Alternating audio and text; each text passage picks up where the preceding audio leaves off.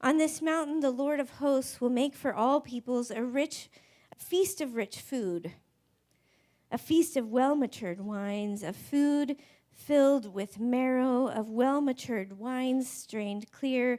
And God will destroy on this mountain the shroud that is cast over all peoples, the sheet that is spread over all nations. God will swallow up death forever. For the word of God in us, with us, and through us. Thanks be to God. I'm going to share a little bit about my grandma. And it starts at a table at the Joslin Art Museum when Lila was graduating from pre-K. And we met my mom and her mom, my grandma Liz, for lunch. We had gone around the museum. My grandma was an artist, just like her dad. And so we looked around the museum and we looked into the lovely nook downstairs for children. And my grandma got a little teary, and then we sat down to eat, and she got even more teary until at last my mom had to take her home. She had just learned that she was diagnosed with dementia. And she knew what it meant because she had been the primary caregiver for her older sister. And so in that moment, she was knowing the present moment's joy and also how hard it will be in the future to miss those moments. My grandma, Liz, was the fanciest grandma in Plattsmouth, Nebraska, I assure you. She had her nails done in like a gentle pearl shade. She always had the best put together outfits. She was all about quality over quantity. Quality, deep friendships, not wide. Deep relationships. Her jewelry was not costume jewelry. She's almost the opposite in some of the best possible ways for both of them of my grandma Lila. She had a few rings, and they were beautiful diamonds. She privileged quality over quantity in every way. In time, if you popped by her house, they turned the TV off and sat down and listened and chatted or moved to the table if that felt right. They would even read the books that I was reading for my history classes so that we could discuss more. Like they read all of Howard Zinn. They turned the TV off even if it was something really important, like the Royals baseball game or a tennis match, because they were about this space of presence. She and my grandpa traveled for his job all over. They kept a map in their garage of all the highways they had traveled. He worked for Penzine, and they went together everywhere. And when they got married, and then eventually when they had kids, it didn't stop them from taking 3 little girls anywhere and everywhere.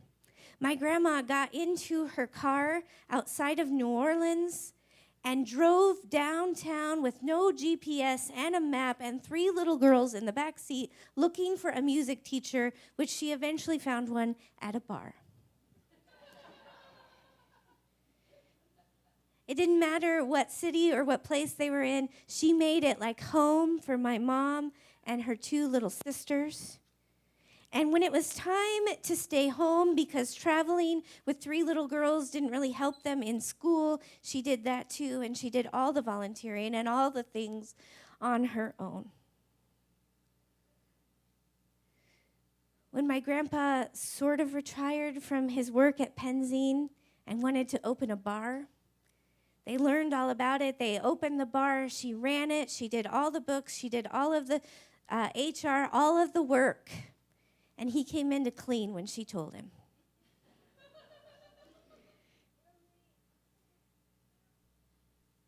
They weren't obligated to any of the normal grandparent parameters. They were sort of delightfully weird. They gave you important special gifts. even if you didn't know they were important and special. Like when my brother Greg was 4, and they brought home from Arizona a chainsaw carved donkey for him to sit on. It's still there. She loves this story of sneaking home this giant brass pig e-bank and surprising my grandpa with it, even though it was probably in a suitcase that he had to carry. And when she decided to give it away, she decided to send it to my brother Greg, except he had to carry it on the plane as a carry-on like this, which she twinkled a little at delight. She was worried about what I would say at her funeral. Not because she didn't trust me. Maybe she didn't. I don't know. But because she had been to my other grandparents' funerals and wondered, what on earth would you have to say about me? Like all of her art and all of her life and all of her work didn't really matter that much. She had grown up in poverty, and even though she would never tell you that she was poor or knew what it was to be poor, her parents met at the Iowa School for the Deaf, and they made a way that they could before the New Deal would have created any safety nets for them. My great-grandpa painted movie signs so that his kids could go to a movie as a treat. And my grandma knew what it was like to ask for the classroom's Christmas tree before they went home for winter break. She was filled with resilience and courage, and yet she wondered what would be said. And I told her that I had been saving a special poem just for her about diamonds and how she's like all of these beautiful diamonds that she would wear. Strong, tough, radiant, bright. And she looked at me when she was asking what I would share, and then I raised my eyebrows and I said, or I might just tell everyone about the time you took me to a topless show in Paris. Which is true. Also, my other grandma did too. I lived in Germany, and when you go to Paris, apparently, you go to the Moulin Rouge. My grandpa Cecil fell asleep, incidentally.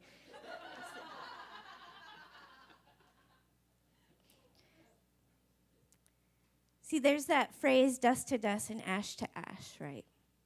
And it just never feels good enough. I think this at every funeral and at every time of remembering and loss, dust to dust, ash to ash. Dust is something we don't want. We invent all kinds of products to get rid of it. But there's something ancient people knew about dust that maybe we don't. And the poem that reminds me most of my grandma is this poem by Pat Maines Ellis. And it starts with a headline from a scientific journal that says, scientists have found the universe awash with tiny diamonds so small that 1 trillion could fit on the head of a pin. And she continues, it is not unwise then to say that the air is hung close with diamonds, that we breathe diamond, our lungs hoarding and exchanging, our blood sowing them rich and thick along every course it takes. Does this explain why some of us are so strong? Why some of us shine, why we are all precious? That we are awash in creation, spooned with diamonds, that shot through with beauty, that survived the death of stars. I shared this with my grandma before she had dementia, and then sometimes after.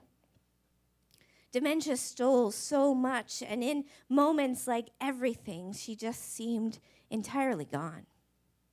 And there'd be little glimpses that we longed for or grasped for or tried to recreate or force.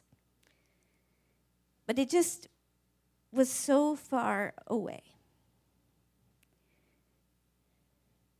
There was one moment where a nurse kept asking her what the date was, like what the year was, what the day of the week was, to assess her dementia. And my grandma shined through by looking at the nurse and saying, well, if you care so much about the date, you should get a calendar. And there was another moment when Lila came with me for the last time. And she looked at my mom, my grandma looked at my mom and looked at Lila and looked back and said, oh, pretty girl, which was always Lila's nickname, pretty baby or pretty girl. She's this space of resilience. And she always had plans. And so when she knew that dementia was coming, she started organizing even more than she already had exactly what gift she wanted to go to exactly who. And she began giving her diamond rings away and sharing the story of how they had arranged them or made them or designed them together. And in those final months, when she was still fully present, she wrapped up my grandpa's wedding ring. And she sent it to my youngest brother, Greg. And she sent it knowing him fully and knowing that if he used this ring, he would be marrying another man. And she sent it as this gift of love. And Greg kept it and kept it and kept it. And then he met someone and he gave it to them saying, I trust you to know when to give this back to me. And Camden did.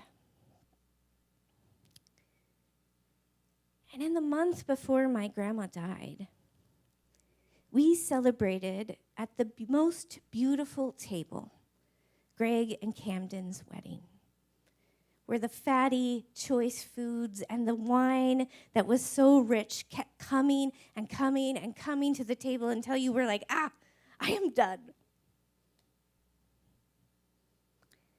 It was this beautiful day with this beautiful table, and at the center was this old ring with the first diamond Grandpa could afford set in it in his gift to Grandma. And so they shared that story. And then on Grandma's last day with us, I was there for an hour. We're waiting for my aunt. And my mom reminds me to share, to speak. And so for an hour in slow and steady tones, I gave my grandma the layout of the table, the food that came, the swirl on the brocade jacket that Greg wore, every little detail about this wedding and this feast and how she would have loved it and how it would have reminded her of those fabulous parties that she went to with Penzine. And she cooed and made little acknowledging sounds. And then she passed away a few hours later.